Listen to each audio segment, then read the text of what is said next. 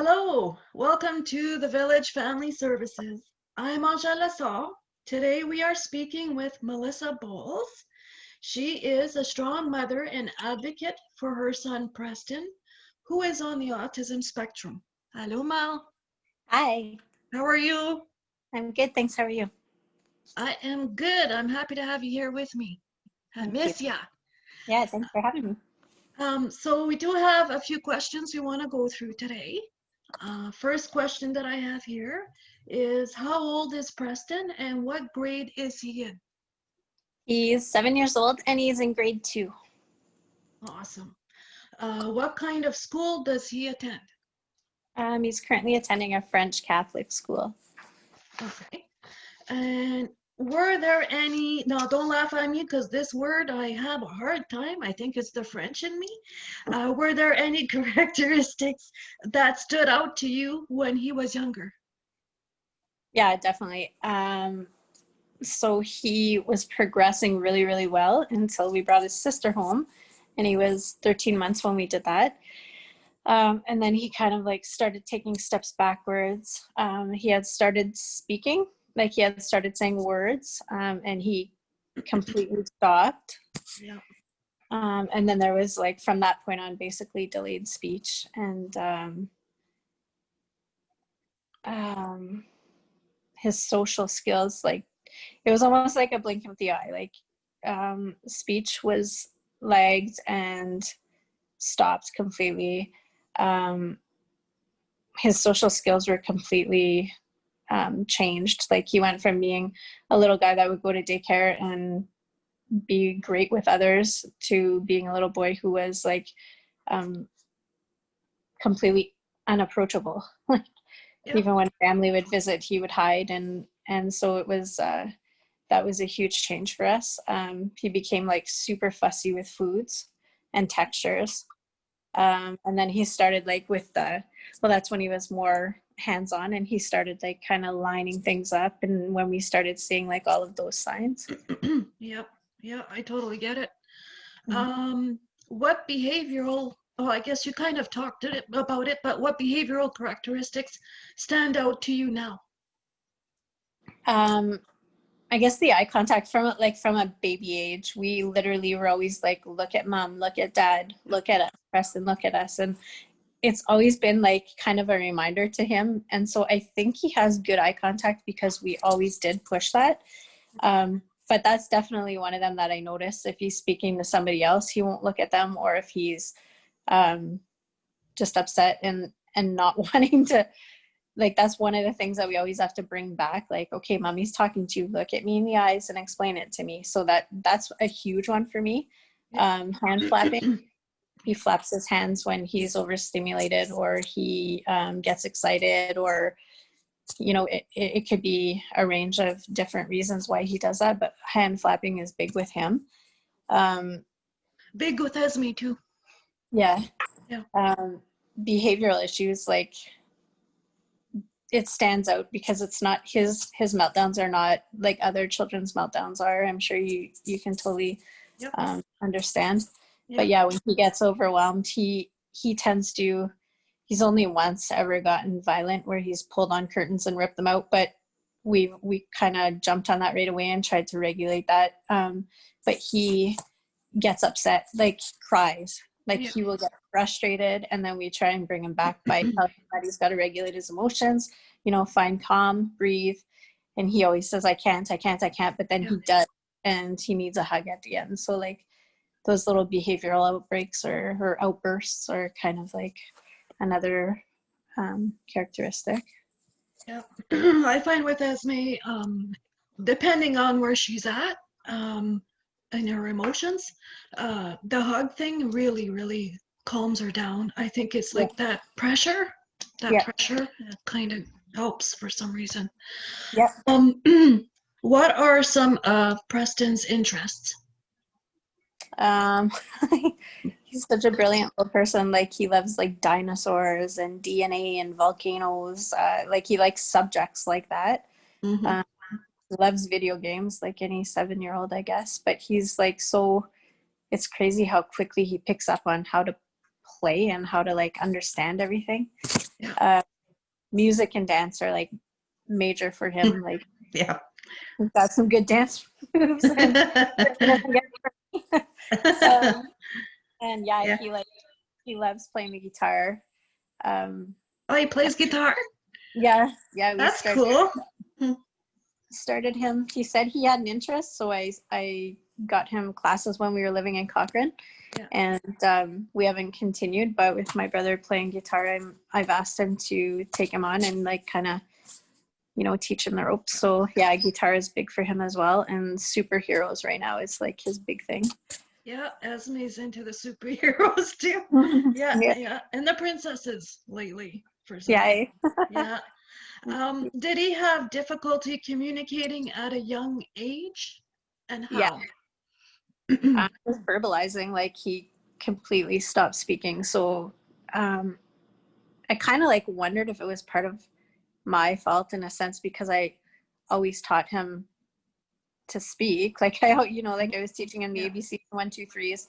He would watch TV. He would talk to us, all of those things. But I also introduced sign language, and so for a little bit, I questioned whether the sign language was what was discouraging from speaking before his diagnosis. Yeah. Because I thought, okay, he's doing it. Now he's not doing it, but he's learning more and more sign language. He's using that as a language, but he's not verbalizing. So I kind of like initially was like, okay, before all of the other signs, I kind of thought like, is it me that's like teaching him the wrong thing? Yeah. But that definitely was one of the big things, is just his verbalization, just completely stopping, going from being able to talk and say words like mommy and daddy to not being able to say a thing at all. Mm-hmm. I'm trying to think what else. Like we, when he did completely stop, we thought like, because he'd been having so many ear infections, we thought maybe it's related to him hearing. Maybe he's not hearing properly. So we had that checked as well. We had him like put into speech therapy from a young age, just because like without it, he would have, I truly do feel like he wouldn't have come out of his shell as much as he had. Yeah. Speech therapy is so good, eh? They do so good with the kids. It's huge, yeah. And for him, it was really difficult to see him at such a young age having to go to those sessions, because for him, it was triggered. Like every time he'd go into a room, that was an issue for him. Like he couldn't be in a room, so you couldn't close the door, whether it be at the doctor's office or speech or, and when we initially got there, you know, she wanted him to sit in this special chair, but that wasn't like, everything that they were trying to do was not helping get him to open up. But eventually, you know, I said like, listen, as a parent, I don't see this working. I don't see the benefit to coming. He's crying before we even get here, and I'm not gonna, I want to help him. I don't want to force him. So I asked her that we get down on the ground and that we sit without a chair, and that she turn off the video camera, and that she like give him the opportunity to like be in comfort before he opens up. And made a huge difference. And everybody that we've dealt with has been so that worked? Yeah, it definitely did work. Yeah. Oh, very cool, eh? Yeah. The mom knows best. How are his communication skills now? Have they changed? Yeah, for sure. Like he speaks and does really well with it now. Like he's, you know, he doesn't form, he forms sentences, but you can ask him a question, he won't necessarily answer it the way other children may, but he can communicate, which is number one for us. Yeah, perfect. What signs and behaviors did you notice, and how old was he when you noticed signs of autism? I want to say probably at that 13, 14 month mark. We started seeing the huge change in him, like regressing. And then from that point on, I want to say probably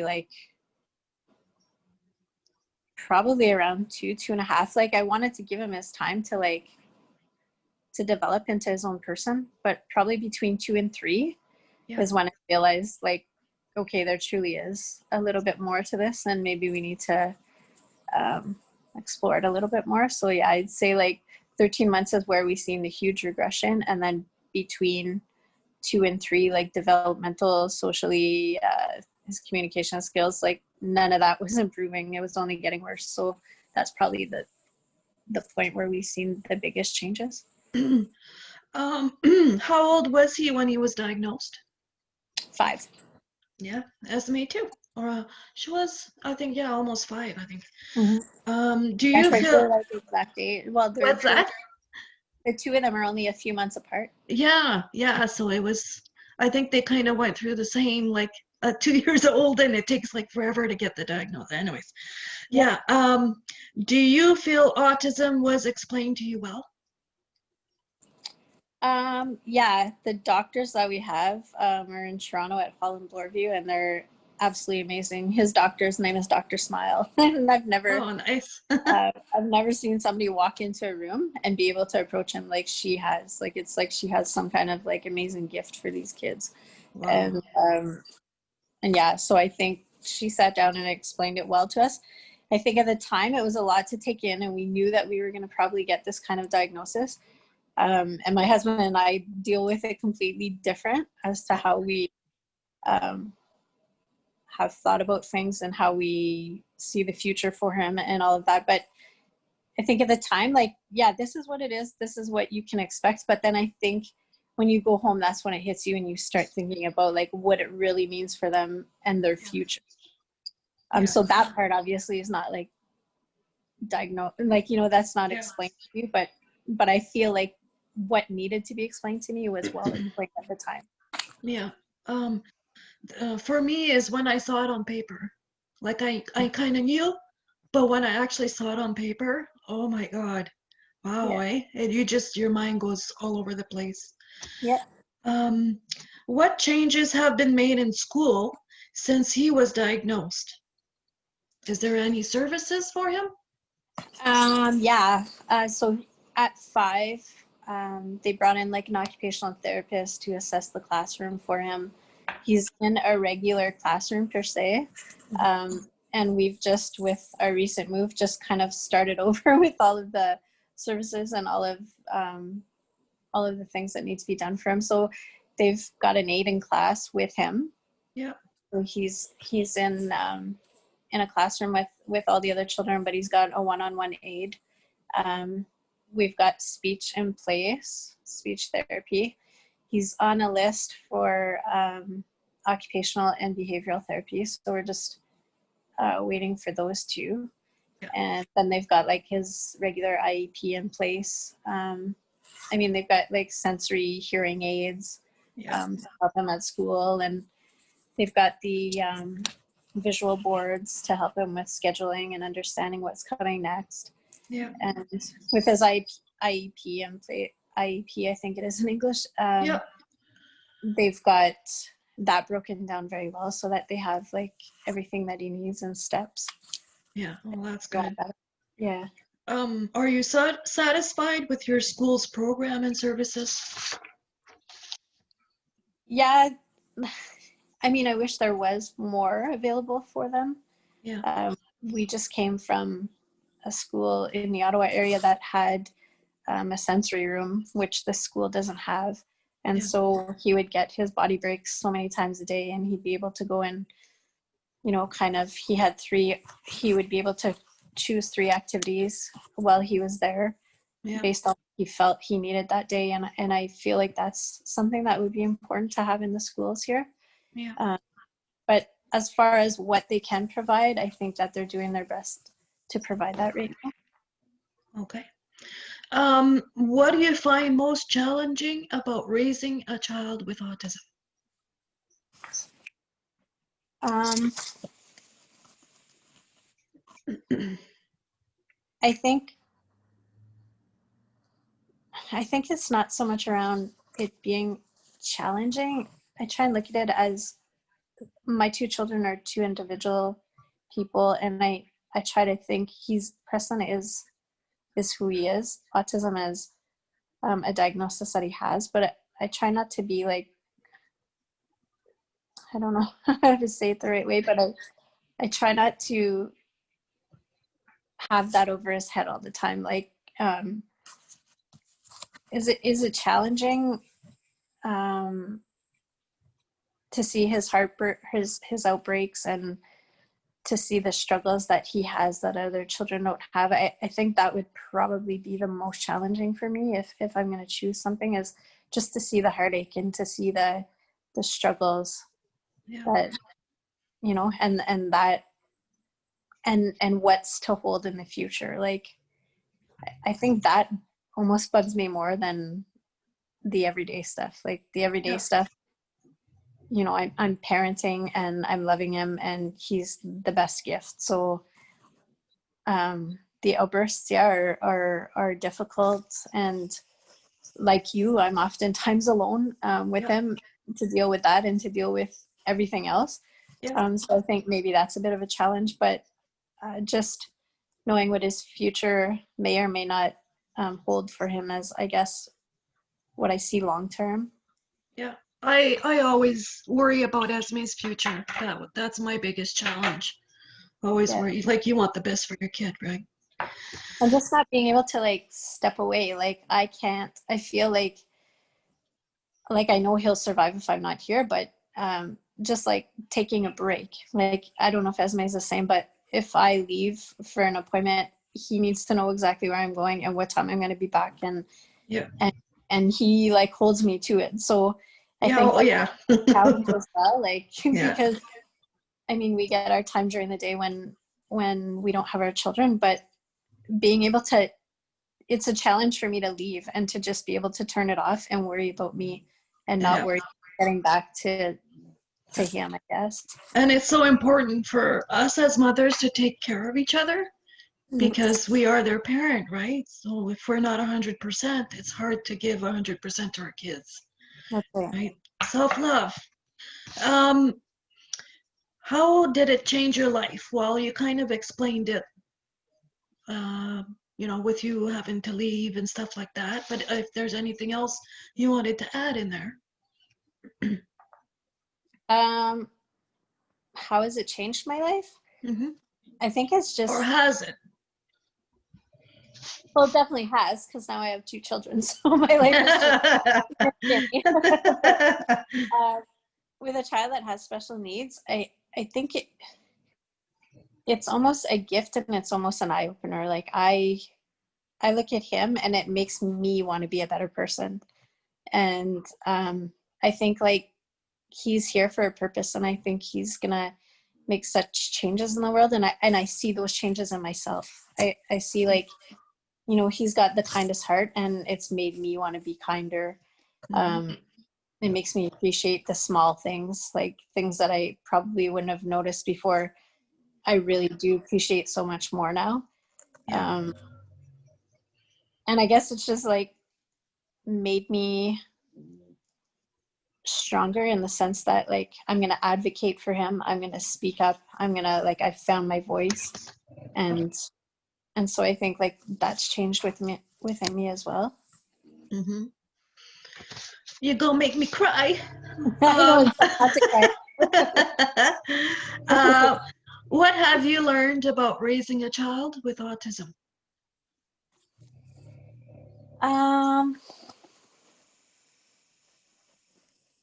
Just that these little people come with challenges, but they bring like such an incredible gift to the world. And I see it as like, yes, it's a disability, but like a lot of people will say, you know, a disability it's an ability. Like, what they're bringing to the world is going to be incredible. And I think that it's not a bad thing that he will have different struggles than maybe our daughters will have, our other daughters will have, but he is going to pave his way, and he's going to do amazing things too. So I see that as a positive. Like, I truly think that our children are a gift. And I was told that by somebody pretty wise in your life, that, you know, right from the get-go, our 2 were gifts, and there was something good about them, and that person couldn't have been more right about that. So What advice can you give to other parents raising a child with autism? Um, I think just like that when you get your initial diagnosis, like it comes with sadness and there's grief to be had. You have to grieve that Yeah, it's not going to be what you expected it to be. Um, but that these kids are such a gift. They really are a gift and they're going to change the world. So you got to embrace their differences and you've um, just got to advocate for them, help them through the parts of the system that they need to get through, yeah, but just be there with open arms and accept them for who they truly are because um, no two people are the same. Everybody's different. exactly. So, last question, Mel.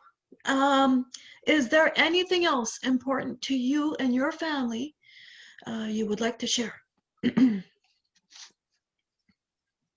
No, just like I said, like just embrace the difference, embrace like this gift that's been given to you. Um, never stop pushing for what your children need. Help them out of the box. If they're strapped in their little, they're stuck in their little shells.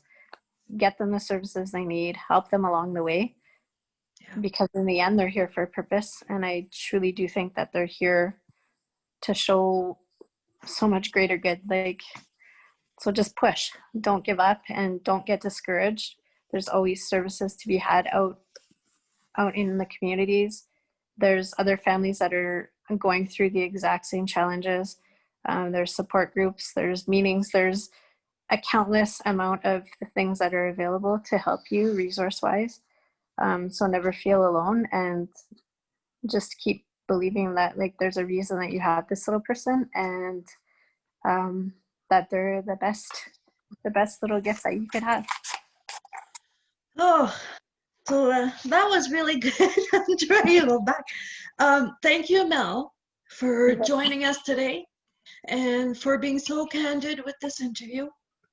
And I just want to say, from one strong mother to another, I am very proud of you. Me too. So thank you, ma belle. We'll see you again soon. Okay, bye bye.